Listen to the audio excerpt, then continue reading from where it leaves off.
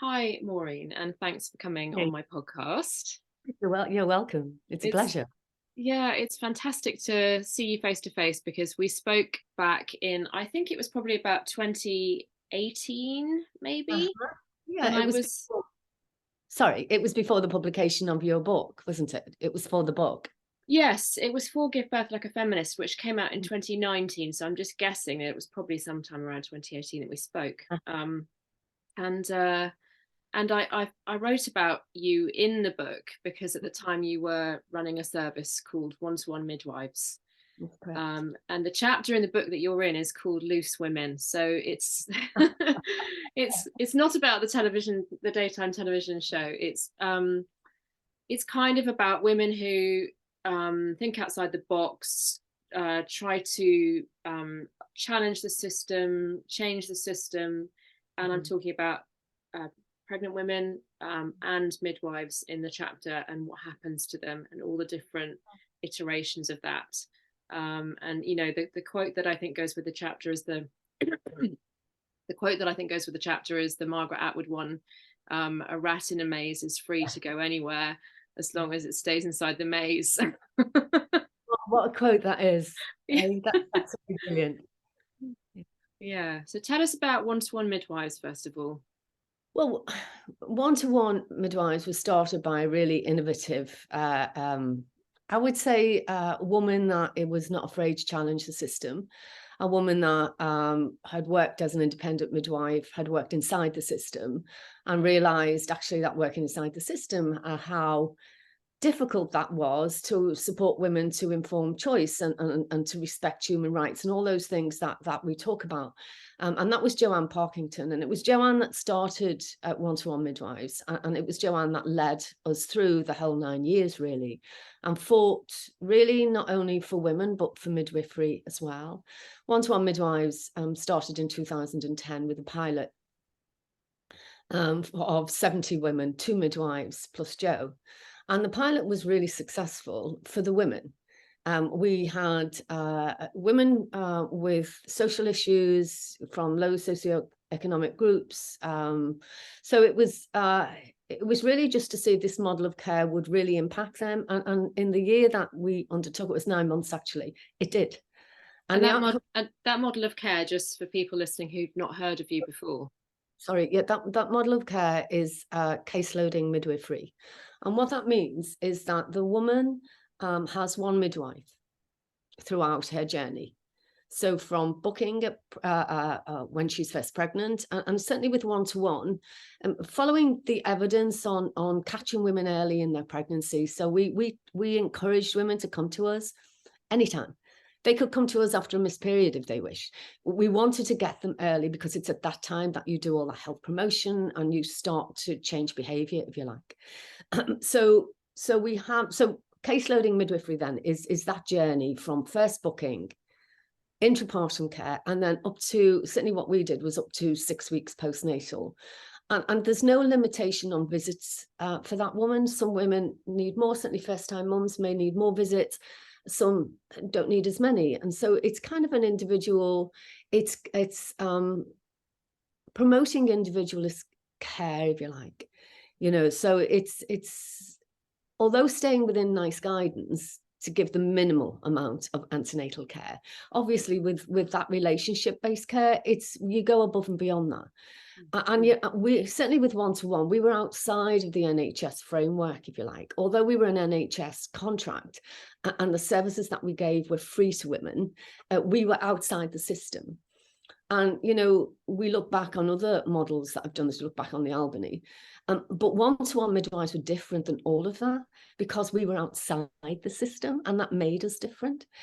So to go back to how we started, so in 2010 we had the pilot. That was really successful for these women at risk, if you like. And so we were awarded a contract with, at that time it was called the PCT. They're now called Clinical Commissioning Groups, CCGs. So at that time we were awarded a 3-year contract. And in that 3 years, when we very first started, we didn't have intrapartum insurance, so we couldn't do intrapartum care. We could do antenatal and we could do postnatal because the NHS resolution, the Clinical Negligence Scheme for Trust, CNST, didn't give it to independent practitioners at that time. They gave it, obviously, it's an NHS trust-based insurance system, so we couldn't get it. However, I think it was 11, 12, we did get intrapartum insurance from a private provider again, and that allowed us to do the full pathway. Yeah. So we started on that full pathway of one midwife, one woman, one relationship.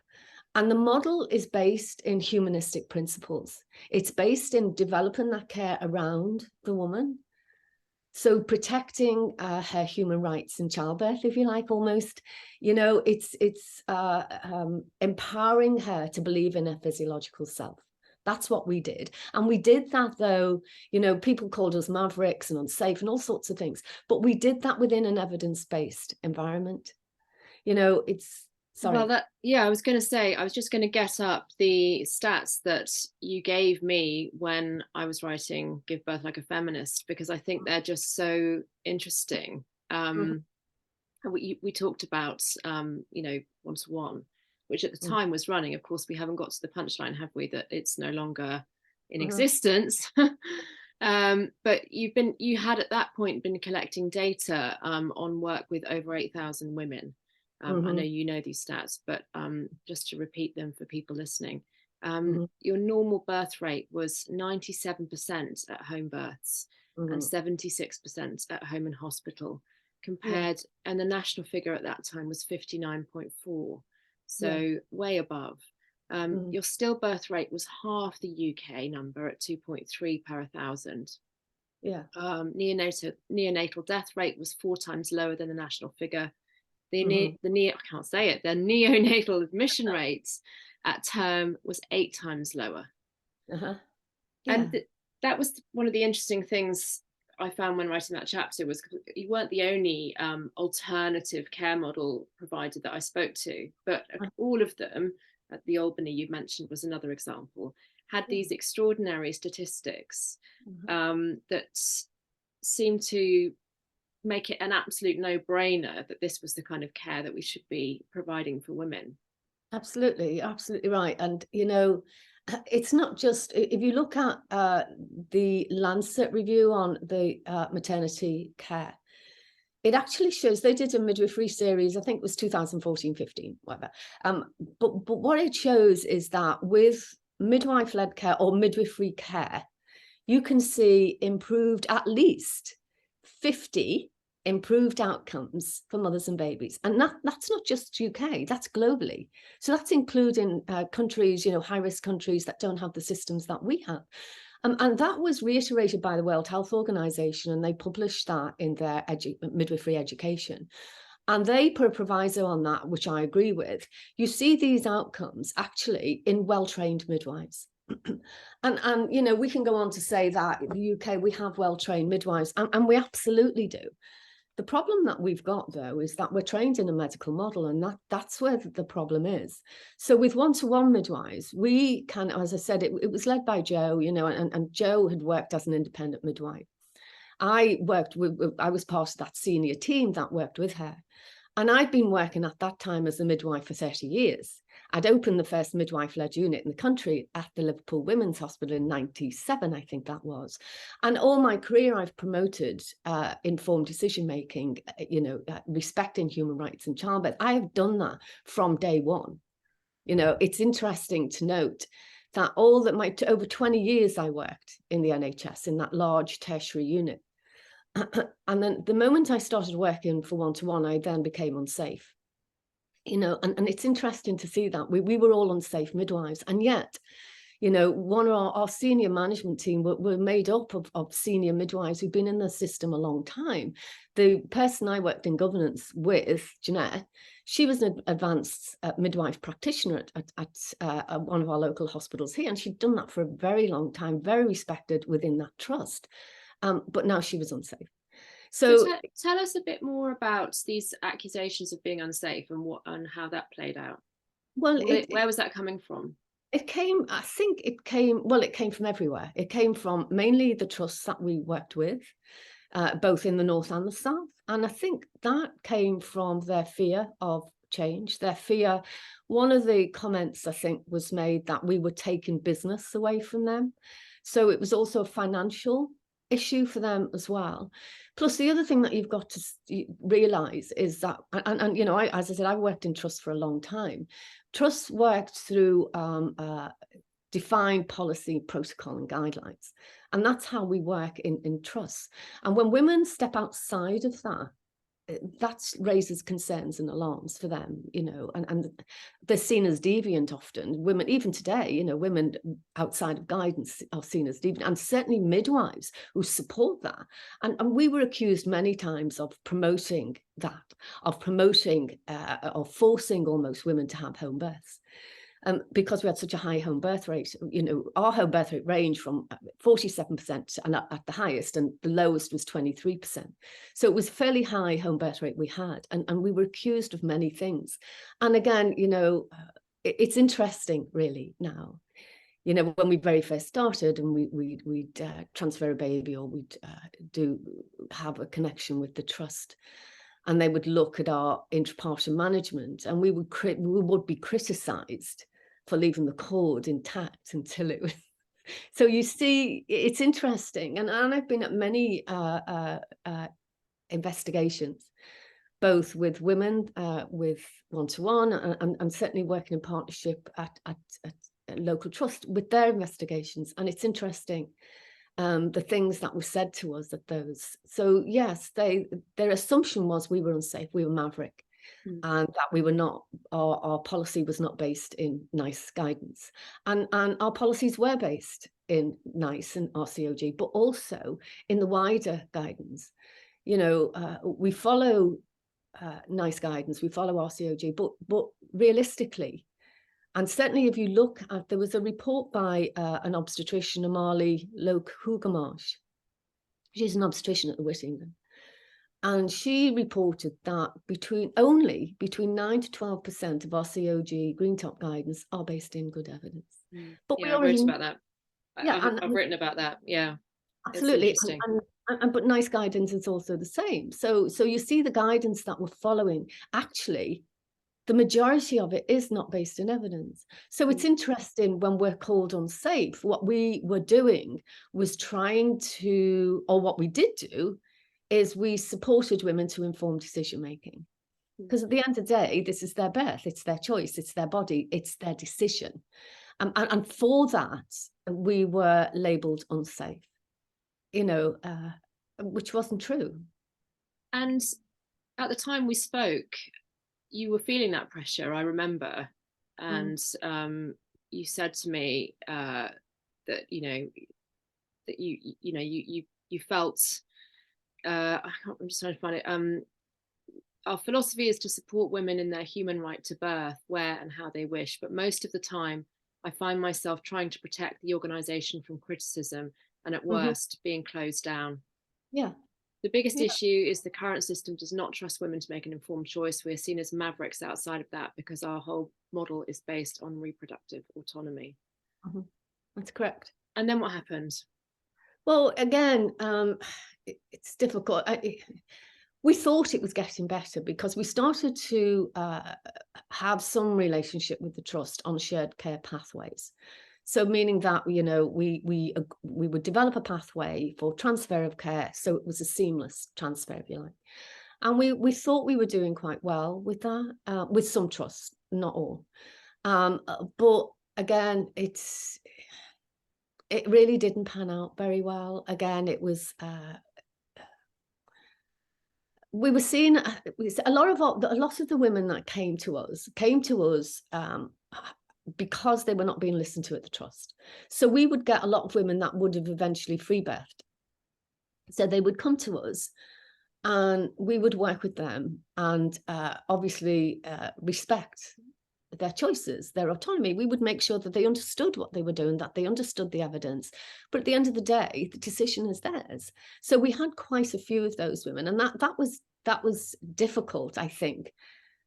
It was difficult for us. It was difficult for me as a senior person trying to support a midwife supporting a woman. So So it kind of, we never really got to grips with that partnership. It never really happened. And we actually thought, when Better Births first came out, we thought, oh, this is it. This is our time. This is brilliant. We are going to be now really just brought into underneath that umbrella and supported, to give this model of care. And that never happened at all. Again, we were not brought in under the umbrella.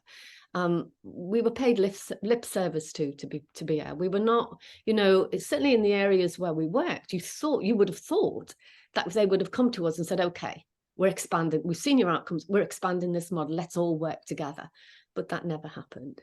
So we were kind of always outside, really. And I think it was because we were seen as a threat.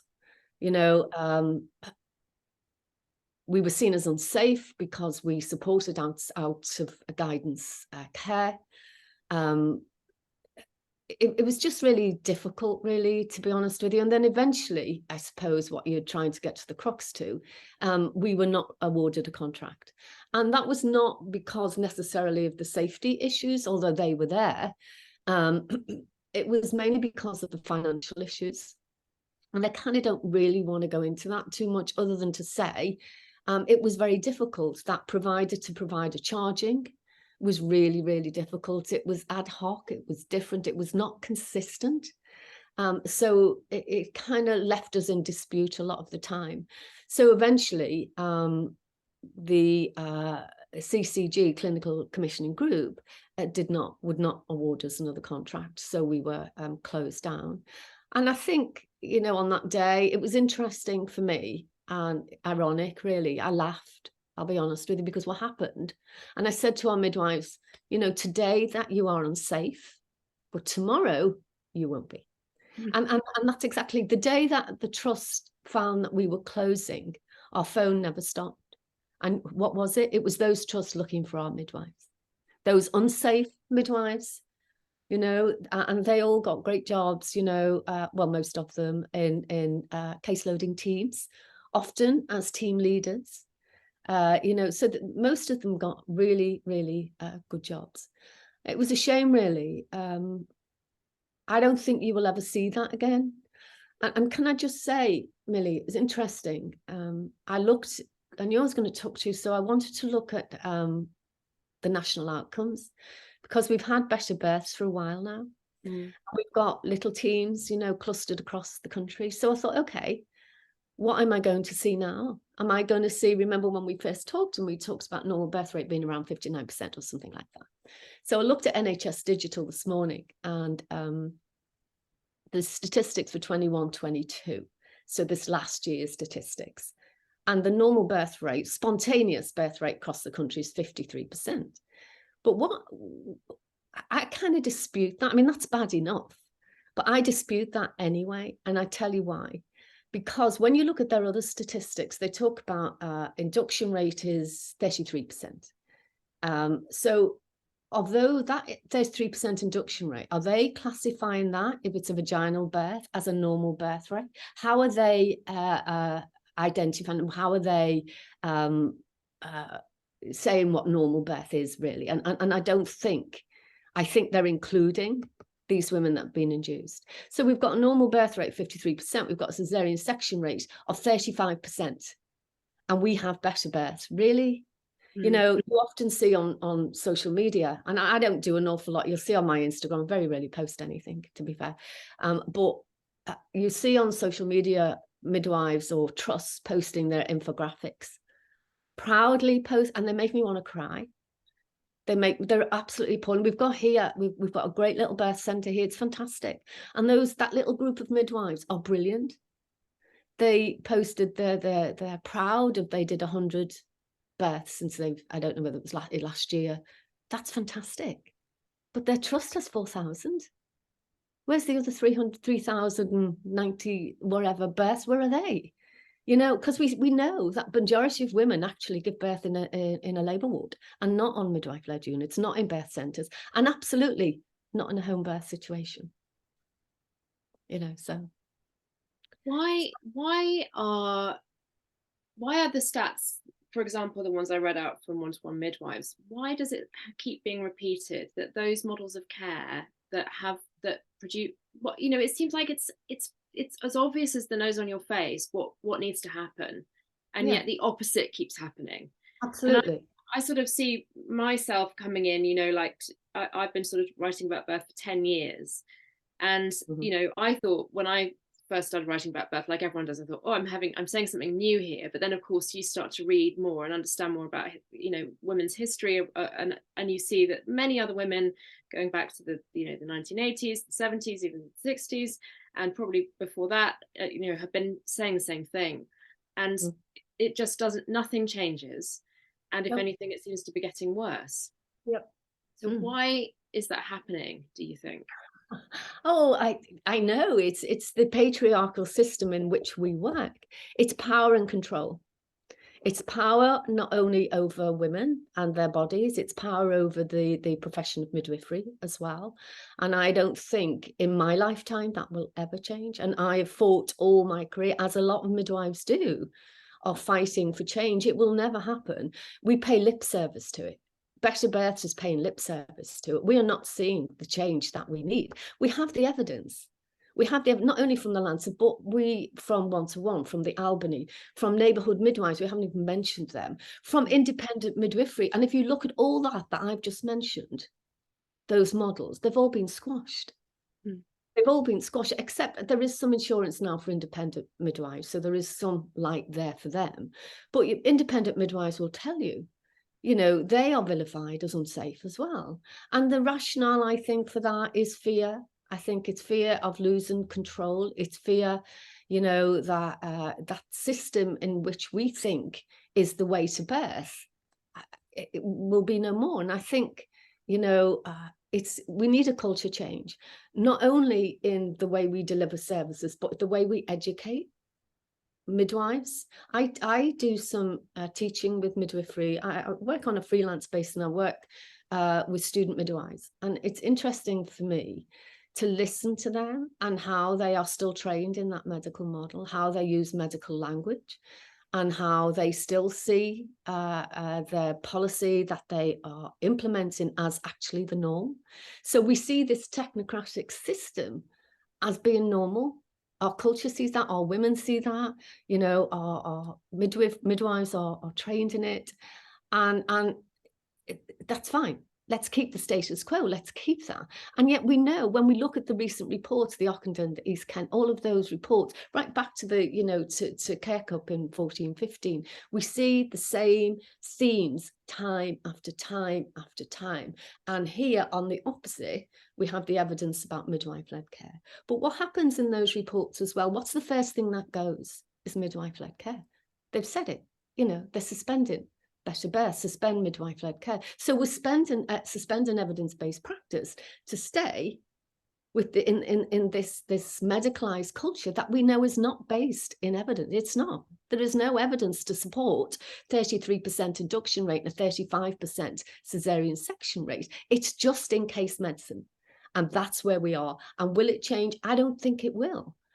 I hope it will. There are people out there fighting for it. I've done it all my career, and to be honest, after One to One, I think I suffered with PTSD from what we went through there, and you know, I don't know. I don't think it will change anytime soon, because it's about patriarchy, the system that we're in, and it's about power and control and finances as well. All of those things come into it, you know, and there is no way. We saw it One to One at neighbourhood midwives, the Albany, you know. It's interesting, there was a report written about One to One as well. And one of the things that they said, which made me laugh out loud, obviously, I mean, they called us unsafe and everything, which is okay. But they said that the CCGs had not learned the lessons from the Albany.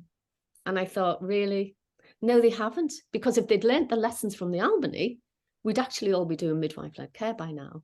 And this model of care would be implemented, this continuity of carer would be implemented right across the country as standard. But student midwives aren't trained in it. So when you come to implement continuity of care, a lot of midwives actually are against it. They don't want it.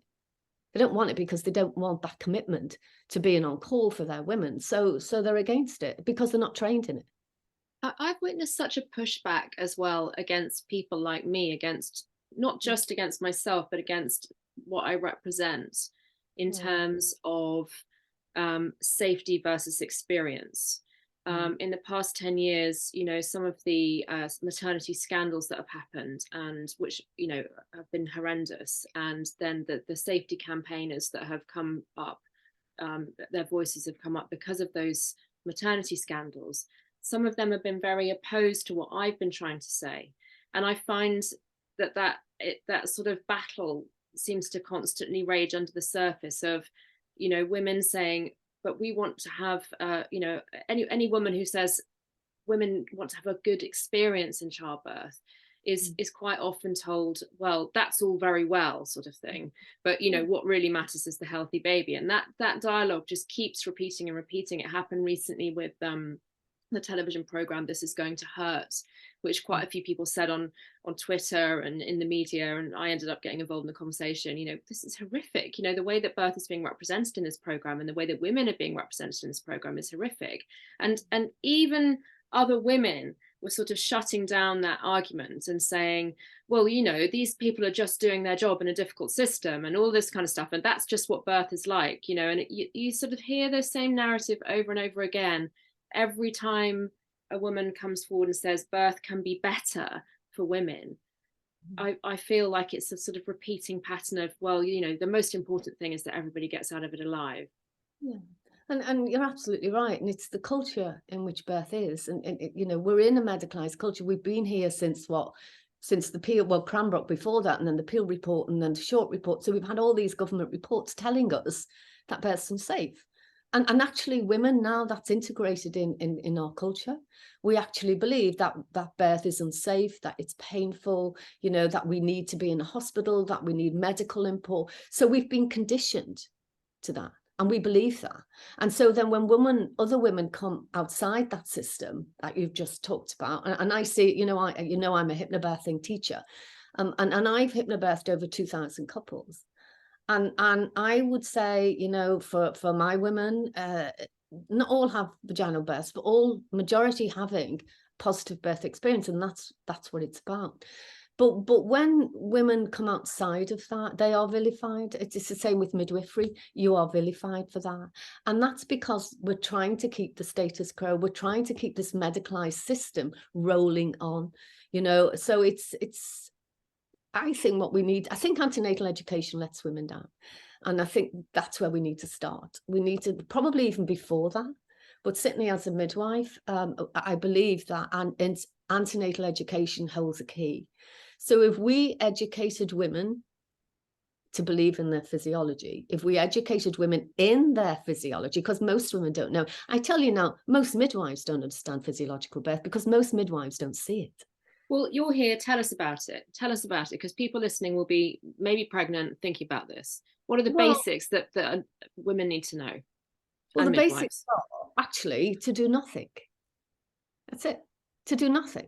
Actually, undisturbed birth, the research on undisturbed birth is so prolific. If you look at people like Sarah Wickham and Sarah Buckley, even the World Health Organization talk about birth being undisturbed. So women need to know, actually, the less you do, the more likely you are to have this physiological birth. So if you think about the environment for birth, if you're in that quiet, private environment, think about the environment for lovemaking, because the hormones are the same. So in a lovemaking environment, what do we have? We have private, quiet privacy. Yeah. You don't have people coming in saying, hi, switching on lights. Can I help you? I'll get that for you. Can I hold that for you? What would happen is it would all go away. So think about the birthing environment in the same way. So when you're in this environment, what happens is that a physiological change takes place within your body.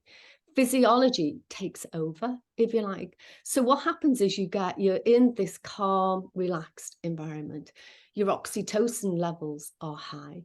But what's important prior to that is actually that thinking part of your brain. It's called your neocortex. The thinking part of your brain switches off, powers down. Yeah. When that happens, your limbic system takes over. Your limbic system is that conduit, your autonomic system, the conduit between the conscious and the subconscious mind. So now you've got the limbic system dominant, the neocortex switched off, high levels of oxytocin. With high levels of oxytocin, you have endorphin. And endorphin is there to give you that support during labor, during your contractions. I'm not saying contractions, surges, whatever you want to call them, won't be painful, because they are.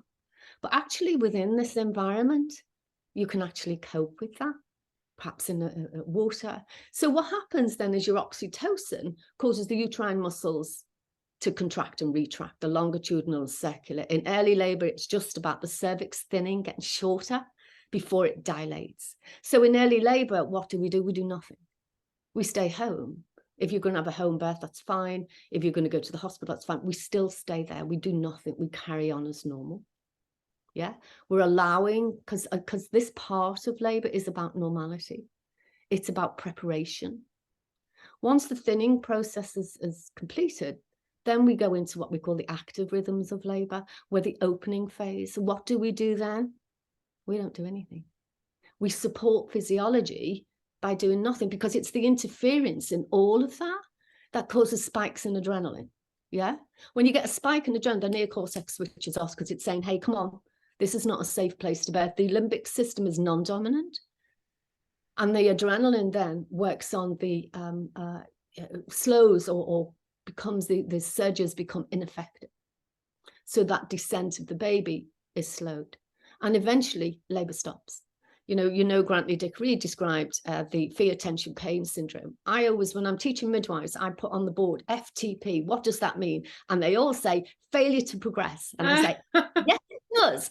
But I will put FTP equals failure to progress. Fear, tension, pain equals failure to progress. So if we interfere in birth, eventually we'll get what midwives call failure to progress. What I call, you know what, let's take a break. Let's take a break, because if that happens, then we need to look at the environment for women. So what do women need then? In a nutshell, they need an environment that's conducive to hormone release. They need an environment where the midwife will sit on her hands. Midwifery is about supporting women. Midwifery, is with women. We say that it's our definition is with women. That's what midwifery is about. I've heard it described as intelligent tea drinking. Absolutely. I remember years ago when I've been a midwife now for 42 years. And when I very first started, went out with a midwife, and she was in her 50s then. And I remember, again, she would give me a slap on the wrist if I went to do anything. She'd say, sit in your hands, because we did a lot of home births, and that's it was just sit in your hands, don't do it. And that's where I learned over the years, actually, doing nothing works for women, and doing nothing intelligently, observing. Midwifery is about observation. So birth, you can observe birth unfold. Birth has a smell. You can smell birth unfold. Midwives are still being taught that labor has 3 stages. Why do we have 3 stages? Well, we have it so we can manipulate, we can interfere, we can time birth, when in fact labor doesn't have stages at all. It has a rhythm and a flow. I've just described the physiology of the pathway, how the baby descends and flexes through the pelvis, and what facilitates that. So it's interesting that we are still, as I said to you earlier, we are still being taught in the medicalization of childbirth. We're still being taught about induction and how important that is. Women are still, their very first visit with a midwife, they're defined as low risk, high risk. They're given due dates, which we know are ludicrous. So we're still doing that. We're still defining labor in stages. We're doing all of that. So yeah, all that needs to change. We need to get back to midwifery. What is midwifery? Supporting biology. And we don't do that. We absolutely don't do that, because women birth in these lights, these environments with lights on, people talking, they're going to need epidural. Absolutely they are. It seems so simple, doesn't it? It just beggars belief that we're still having these conversations. But the hope that I take, and we're coming to the end of our time, but the hope that I take is that we are having these conversations, and that some woman out there will be listening to this, and the penny will drop, and she will have a great birth as a result of it. And you just have to, I think that the only way I can kind of stay hopeful is to think about one woman at a time. I know sometimes women read my books and they get in touch with me and say, it really changed the way I thought about giving birth, and because of that I made this different decision, and blah. And you think, well, some good things are, it's not all negative, but it is very difficult to understand. I felt so sad when I heard about one-to-one midwives as well, that another great model of care was gone. And we will never see that again. I would say, to all your women who are listening to this, get yourself good antenatal education, whether that's hypnobirthing, whether that's, NCT, whatever it is, it doesn't matter. Get yourself informed. Know, understand biology. And most importantly, remember, this is your birth. This is your memory that will last you for the rest of your life. I have my own hypnobirthing, the birth coaching company, and there's lots of information there if women want to go and look at that. And I also am happy to do antenatal do antenatal assessments with women. So if they've got risk factors and they just want to talk, and I've done quite a lot of it, where women are concerned they're being bullied into decision making, and I will take them through the evidence and discuss it with them, and give them enough information to make informed decisions. And I think whether it's me, whether it's someone else, it doesn't matter. Get your information, always use your brain. And we teach that in hypnobirthing. Use your brain. What are the benefits and risks? You need to know those. And so importantly, get good antenatal care, antenatal education. That is really important for women. Well, that's brilliant advice, Maureen. And thanks so much for talking to me today. Yeah, it's been lovely to catch up. And good luck with the new edition of your book. I read this book on a plane going to America, and I couldn't put it down. It's everything I believe in is in your book, Millie. So well done. And I look forward to the new one.